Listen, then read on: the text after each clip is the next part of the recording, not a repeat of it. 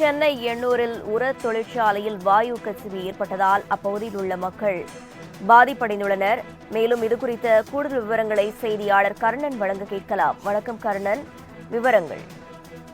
வணக்கம் பிரவீனா. சென்னை எண்ணூர் அமோனியா கசிவால் ஊர் மக்களை அப்புறப்படுத்திய சமூக ஆர்வலர்கள் மற்றும் காவல்துறையினர்.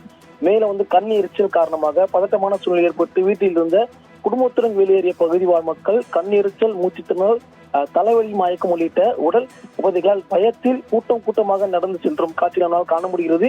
மேலும் சென்னை எண்ணூரில் உள்ள கோரமண்டல் உர தொழிற்சாலையில் இரவு 12:30 மணி அளவில் அமோனியா கசிவால் தொழிற்சாலையில் அருகில் உள்ள மீனவர்கள் வசிக்கும் பெரிய குப்பம், சின்ன குப்பம், எர்ணாவூர் குப்பம், அன்னை சிவகாமி நகர் உள்ளிட்ட பகுதிகளில் பொதுமக்களுக்கு மூச்சு திணறல் ஏற்பட்டு பொதுமக்களுக்கு சிரமம் அடைந்த நிலையில் அதிர்ச்சி அடைந்த பொதுமக்கள் ஒரு சிலர் நடந்து சென்று உறவினர் வீடுகளில் தஞ்சம் அடைந்தனர். மேலும் ஒரு சிலர் திருமண மண்டபங்களில் குடும்பத்தில் தஞ்சம் அடைந்தனர்.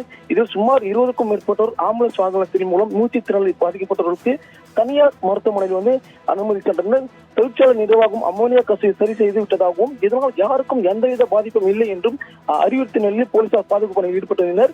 மேலும் சம்பவ இடத்திற்கு எண்ணூர் போலீசார் மற்றும் வருவாய்த்துறையினர், சட்டமன்ற உறுப்பினர் KP சங்கர் உள்ளிட்டோர் தொழிற்சாலை நிர்வாகத்தில் சம்பவம் குறித்து விசாரணை மேற்கொண்டு வருகின்றனர். மேலும் எண்ணூர் தொழிற்சாலையில் மாதவரம் உள்ளிட்ட பகுதியில் இருந்து தீயணைப்பு வீரர்கள், வடக்கு வட்டார துணை ஆணையர் ரவி தேஜா மற்றும் இணை ஆணையர் விஜயகுமார் பாதுகாப்பு பணியில் ஈடுபட்டு வந்தனர். மேலும் காவல்துறை அதிகாரிகள் பாதுகாப்பு பணியில் தொடர்ந்து ஈடுபட்டு வந்தனர்.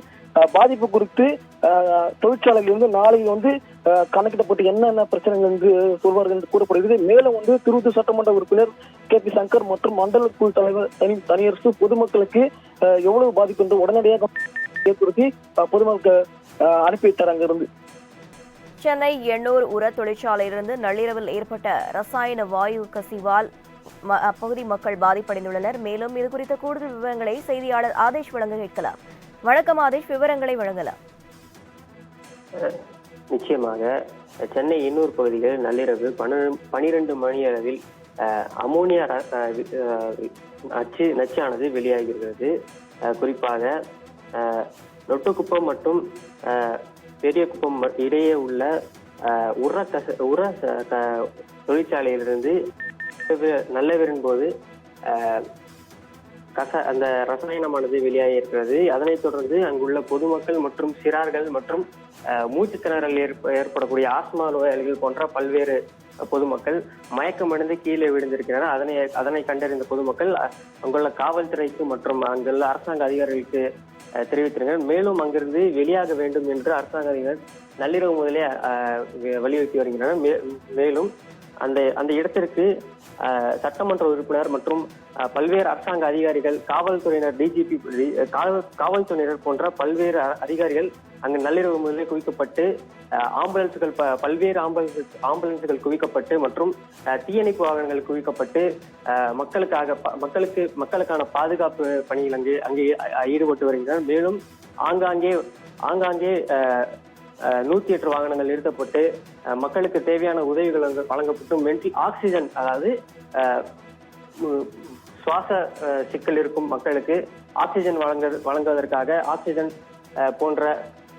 ஆக்சிஜன் டேங்க் போன்ற பல்வேறு கருவிகள் அந்த ஊர்களுக்கு இடையே கொண்டு வரப்பட்டிருக்கிறது. மேலும் ஸ்டான்லி மருத்துவமனையில் 30க்கும் மேற்பட்ட பொதுமக்கள் அனுமதிக்கப்பட்டிருப்பதாகவும் குறிப்பாக இரண்டு நபர்கள் தீவிர சிகிச்சையில் இருந்து வருவதாகவும் வெண்டிலேட்டர் கருவிகள் பொருத்தப்பட்டு அந்த பொதுமக்களுக்கு சிகிச்சை அளிக்கப்பட்டு வருவதாகவும் தகவல் வெளியாகி இருக்கிறது.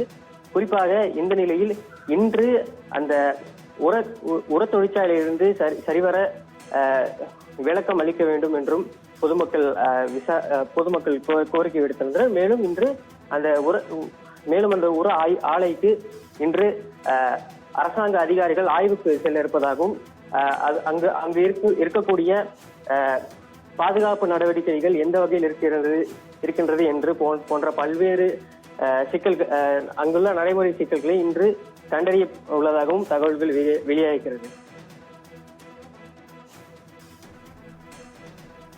விவரங்களுக்கு நன்றி ஆதேஷ்.